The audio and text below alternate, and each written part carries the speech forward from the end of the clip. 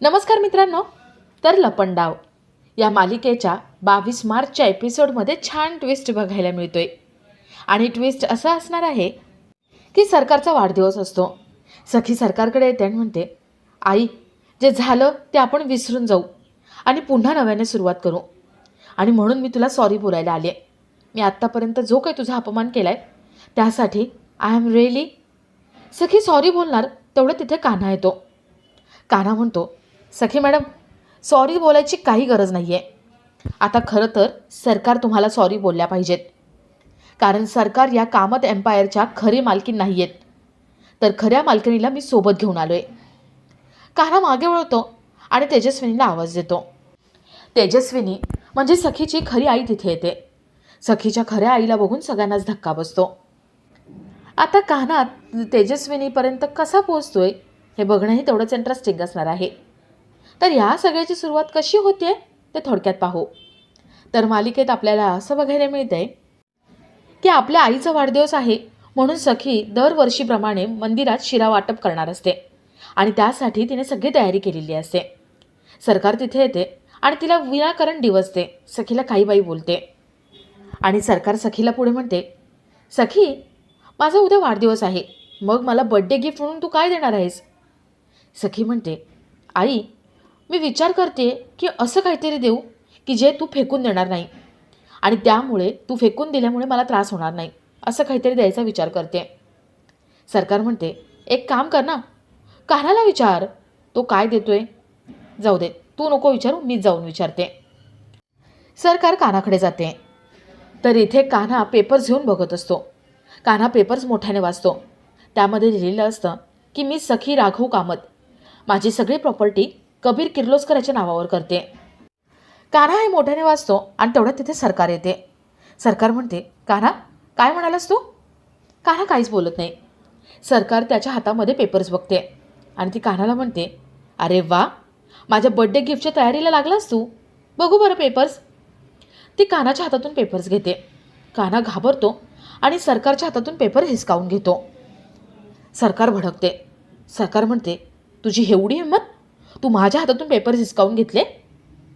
कान्हा म्हणतो, सरकार, अहो, मी तुमच्या हातातून पेपर्स हिसकावून नाही घेतले. कसं आहे ना, हे पेपर्स म्हणजे बर्थडे गिफ्ट आहे, ह्याच्यावर सह्या घ्यायच्या आहेत ना, हे मी तुम्हाला बर्थडे झाल्यावरच देणार. सरकार म्हणते, व्हेरी गुड, तू टार्गेट विसरला नाही तुझा, हे बघून छान वाटलं.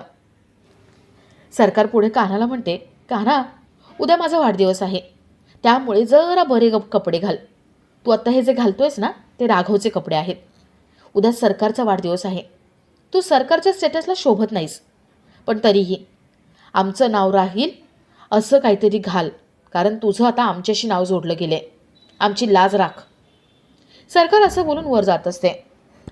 कान्हा सरकारला थांबवतो आणि सरकारला विचारतो, सरकार, मला एक विचारायचं होतं. उद्या तुमचा वाढदिवस आहे ना, मग तुमच्या माहेरून कोण येणार आहे, म्हणजे आई, बाबा की बहीण? सरकार बहिणीचं नाव ऐकते खूप चिडते, तरी ती राग आपला कंट्रोलमध्ये ठेवते. सरकार म्हणते, कान्हा, आई बाबा लहानपणीच गेले आणि मला बहीण वगैरे कोणी नाही, मी एकुलती एक आहे. पण का रे, आज अचानक तुला माझ्या माहेरच्यांची आठवण कशी काय झाली? काही प्लॅन वगैरे आहे का डोक्यात? म्हणजे माझी ओटी वगैरे भरायचं का काय, असा प्लॅन आहे का? नाही, तसं असेल तर आधीच सांग. कान्हा म्हणतो, नाही नाही, असंच विचारलं, म्हणजे मी या घरात आल्यापासून पहिल्यांदा असा कार्यक्रम होतोय ना, म्हणून विचारलं. सरकार वर निघून जाते. इथे कान्हा मनात म्हणतो, किती खोटारडी बाई आहे ही, एवढं खोटं बोलतीये. नाही, या सरकारचं सगळं सत्य शोधून काढलंच पाहिजे. या सरकारची दुसरी बहीण कोण आहे ना, शोधून काढलंच पाहिजे. तर इथे सरकार आपल्या रूममध्ये येते. सरकार मनात म्हणते, कान्हा मगाशी मला माझ्या बहिणीबद्दल विचारत होता, त्याने बहिणीवर जरा जास्त जोर दिला होता. तो असं का विचारत होता? त्याच्या हाताला काही पुरावे लागलेत का? नाही नाही, पुरावे लागले नसतील, कारण पुरावे माझ्याकडे आहेत ना. सरकारला आठवतं की कोणीतरी बँकेमध्ये आपली चौकशी करत होतं. 15 वर्षापूर्वी कोणीतरी खोटी सही केली त्याबद्दल विचारत होतं. सरकार ज्या माणसांनी हे सगळं केलं त्याचा पत्ता काढण्यासाठी आपल्या एका खबऱ्याला फोन लावते आणि त्याला विचारते की खरं खरं सांग, बँकेत कोणी येऊन माझी चौकशी केली, ते प्रकरण कोणी बाहेर काढलं? तो माणूस पैसे मागतो. सरकार त्याला हवे तेवढे पैसे देते.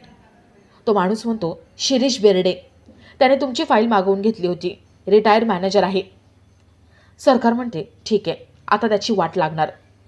सरकार शिरीष बेर्डेला भेटायचं ठरवते. तर इथे कान्हा सखीला एका हॉटेलमध्ये घेऊन येतो.